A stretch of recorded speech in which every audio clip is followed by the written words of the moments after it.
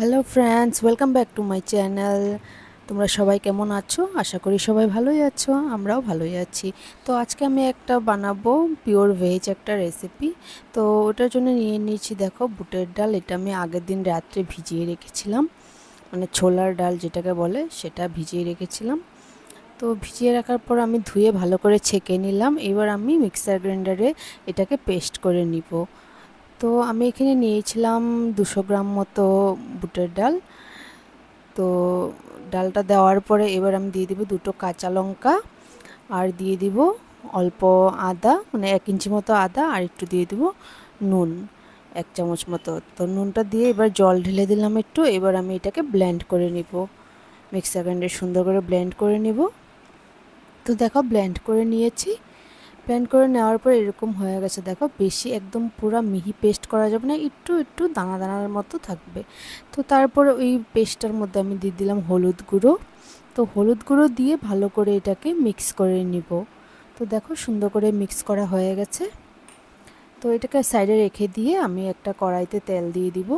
তো তেলটা গরম হতে দেব। এবার তেলটা গরম হওয়ার পরে ভালো করে নাড়াচাড়া করে নেব, চারদিকে ছড়িয়ে দিব তেলটাকে। এবার যে পেস্টটা করে রেখেছিলাম বুটের ডাল দিয়ে, সেটাকে চামচ দিয়ে সুন্দর করে ছোট ছোট বড়া বানিয়ে নিব। তো দেখো, এরকম শেপে দিয়ে দিবি। তোমরা চাইলে এটা বড় করেও বানিয়ে নিতে পারো, বড় করে বানিয়ে কেটে নিতে পারো, কিন্তু আমি এরকম ছোট ছোট বানিয়েছি, ডালের বড়া যেরকম হয় ওরকম করে। এরকম ছোট ছোট হলে সুন্দর হয় জিনিসগুলো।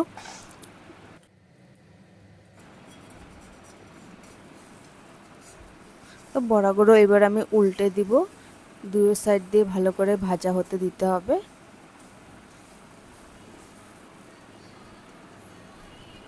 তো এটা একটা পিওর ভেজ একটা রেসিপি। এটাতে কোনো আমি রসুন পেঁয়াজ কিছু ইউজ করব না।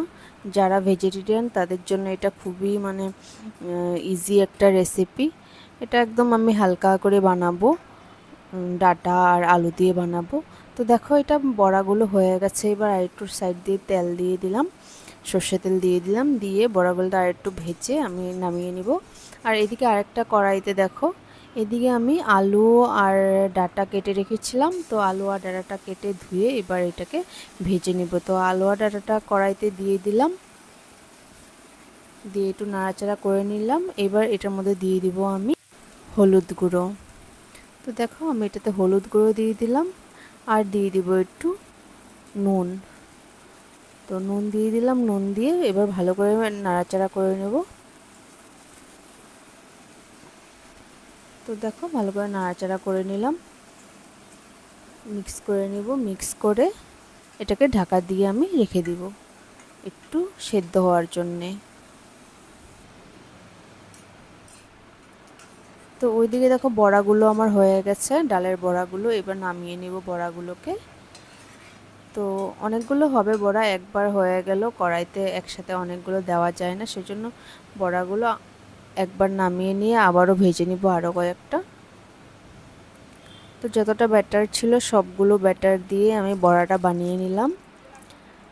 তো বড়াগুলো বানানোর পরে এবার একটা কড়াইতে তেজপাতা আর শুকনো লঙ্কা তেলের মধ্যে ফোড়ন দিয়ে দিলাম, আর দিয়ে দিব গোটা জিরে। তো গোটা জিরে দেওয়ার পর ভালো করে নাড়াচাড়া করে নেব। তো নাড়াচাড়া করে নেওয়ার পর এবার দিয়ে দিব আমি 4-5টা কাঁচা লঙ্কা। কাঁচা লঙ্কা আমি চিড়ে দিয়েছি, তোমরা চাইলে বেটে দিতে পারো বা পেস্ট করে দিতে পারো। তো তারপর দিয়ে দিলাম জিরে, জিরে বাটা দিয়ে দিলাম, আর দিয়ে দিলাম লবণ, আর এবার দিয়ে দিব হলুদ। তো হলুদ লবণ দেওয়ার পর এবার ভালো করে মিক্স করে নিতে হবে মশলাটাকে। এটাতে আমি আর ধনে গুঁড়ো ইউজ করছি না, কারণ এটা একদম সিম্পল একটা হালকা ফুলকা রেসিপি বানিয়েছি। তো এটাতে আর ধনে গুঁড়ো দিব না। এদিকে দেখো, ডাটাটা ঢেকে দিয়েছিলাম, ডাটাটাও মোটামুটি সিদ্ধ হয়ে গেছে, ভাজাও হয়ে গেছে। তো ডাটা আর আলুটা ভাজা হয়ে যাওয়ার পর এটাকে নামিয়ে নিতে হবে। তো ওইদিকে মশলাটা হয়ে গেছে, দেখো, জিরে আর কাঁচা লঙ্কা যেটা মশলাটা হয়ে গেল। এবার আমি ডাটা আর আলু যে ভেজেছিলাম সেটা এবার দিয়ে দিব মশলাটার মধ্যে, দিয়ে এটাকে ভালো করে মিক্স করে নেব।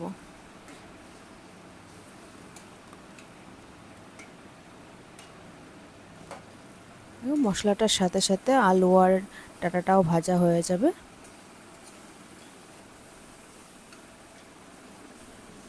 এটা খেতে দারুণ লাগে, একদম খুব টেস্টি লাগে খেতে, বেশি স্পাইসি না, একদম পেটটাও ভালো থাকে খেলে, শরীরটা ভালো থাকে।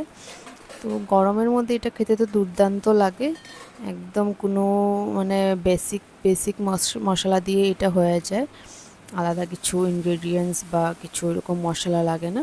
তো দেখো এটা ভাজা হয়ে যাওয়ার পর মশলাটা এবার আমি এটার মধ্যে গরম জল ঢেলে দিলাম, একদম উতলানো জল। দেখো কি সুন্দর হালকা ফুলকা একদম কালার এসছে, খুব ভালো লাগে আমার এরকম পাতলা তরকারি খেতে, খুব ভালো লাগে গরমের মধ্যে। তো দেখো গরম জল দিয়েছি সেজন্য সাথে সাথে ফুটে উঠেছে।